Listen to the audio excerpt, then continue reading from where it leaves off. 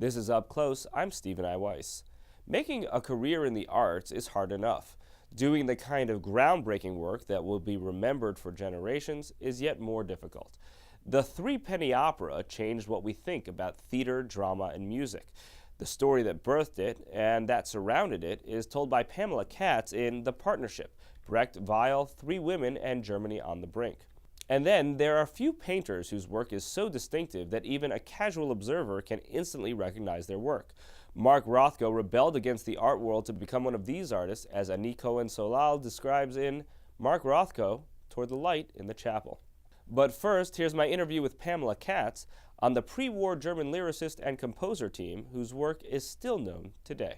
So set the stage for us. What makes this moment in time such a valuable point for learning about the kind of culture that we created in the mid-20th century?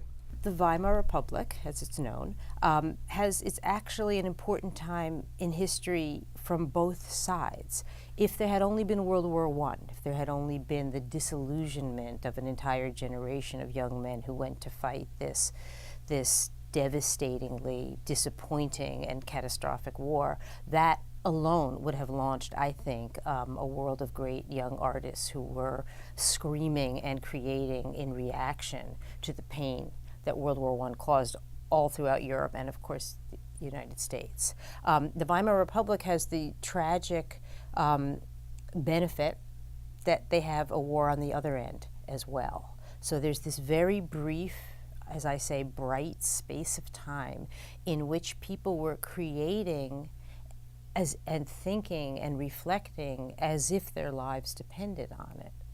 And it did. It kind of feels like the eye of the storm that, that theoretically people felt like it was safe to peek their heads out after World War I, not knowing what was coming. And particularly this partnership that you're writing about here between Jewish son of a cantor, Kurt Weill, and a Protestant in Bertolt Brecht, was that even the kind of partnership that you would have thought was possible before World War I or after World War II? One of the really most powerful effects of World War I was the breakdown of a very rigid class structure. When you had a monarchy, and when you had regions of Germany that were controlled by duchies, by dukes, that attendant upon that, you had a very rigid class structure in which people from different classes didn't mix very much. Now you can say that all over the world at all times, artists are the ones to break down those barriers, but it is another thing again to be an artist breaking down that barrier in the wake of an abdication of the emperor, of the Kaiser, when also people who are middle class and upper class are involved in that class breakdown as well. So you had a sort of reverberating effect. So could they have met? Perhaps, likely not. Can one think about the mixture of Bertolt Brecht and Kurt Weill, Helene Weigel, who was a Jewish upper middle class woman who ultimately married Brecht, who was raised Lutheran, father was a Catholic.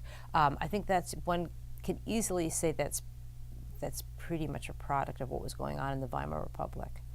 But then ultimately, the partnership entirely breaks apart, and the world that they are a part of entirely breaks apart as Nazism fully takes over, and Weill lands in America, becomes wildly successful, and these cultures these cultural divisions that they had among themselves become cultural divisions among the lands they're a part of. Weill becomes far more successful in America than Brecht did. Where does the longer trajectory take them?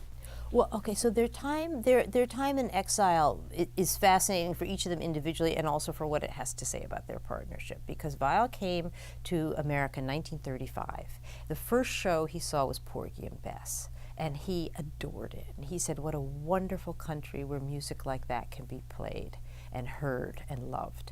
And he went on later to work with Ira Gershwin on a musical. But in any case, he felt that Broadway had the possibility for the kind of popular opera for which he'd been striving all his life. So when people tried to relegate Kurt Weill to, oh, he came to Broadway and became commercial, for him it was entirely the opposite. That's the popular, broad appeal that he'd been seeking all his musical life. And what he had also discovered in his work together with Bertolt Brecht, he saw it as a way to continue it in a country that was really receptive to it. And now, examining the life and work of Mark Rothko with Annie Cohen-Solal. I'm going to start this with a teaser, where for our audience, so that they can know, we're actually going to get into what exactly is behind Mark Rothko's paintings, because I think it's a great mystery to many. But let's start with what drove him early in life, where he had, in some ways, a typical Jewish immigrant story in coming to America. In some ways, he was atypical. What happened for him?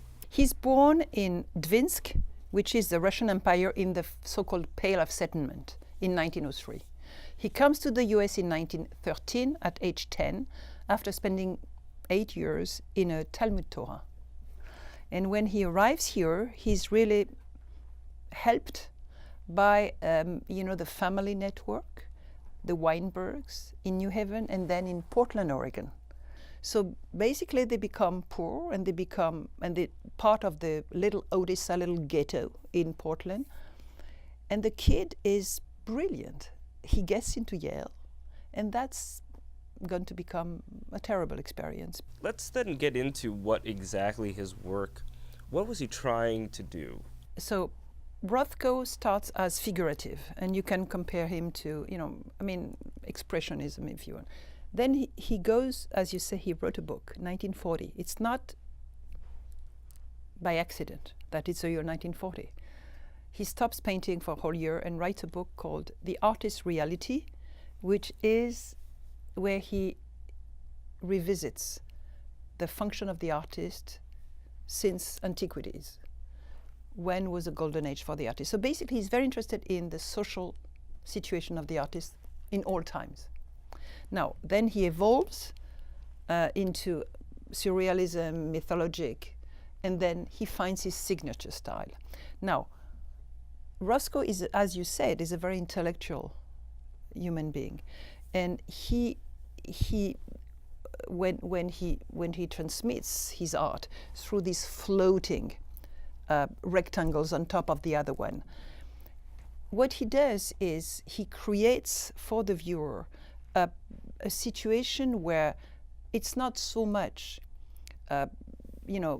the reality being described as, for example, Rembrandt is doing a beautiful portrait.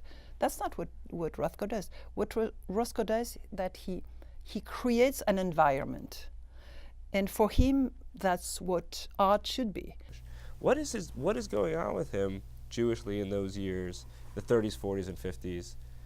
Where he's, on the one hand, extremely immersed in Jewish culture by spending his day job is to be with kids at the Brooklyn Jewish Center, and then at the same time keeping such a distance from it.